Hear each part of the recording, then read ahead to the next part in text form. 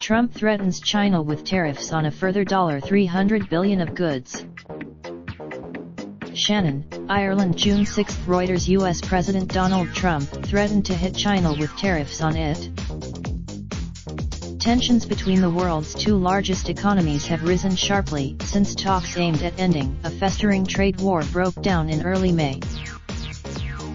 While Trump said on Thursday that talks with China are ongoing, no face-to-face meetings have been held since May 10, the day he sharply increased tariffs on a $200 billion list of Chinese goods to 25%, prompting Beijing to retaliate.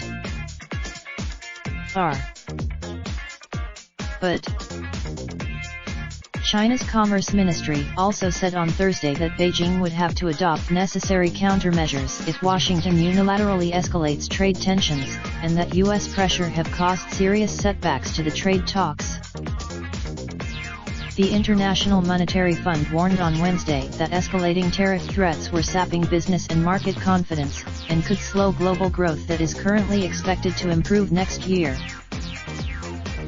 U.S. Treasury Secretary Steven Mnuchin is scheduled to meet with People's Bank of China Governor Yi Gang this weekend at a gathering of G20 finance leaders in Japan, the first face-to-face discussion between key negotiators in nearly a month. Mexican and U.S. officials are also set to resume their talks in Washington on Thursday aimed at averting an imposition of tariffs on Mexican goods. After saying that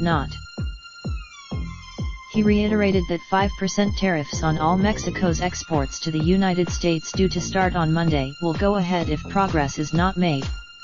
The tariffs can reporting by Steve Holland, writing by Podrick Halp and editing by Gareth Jones.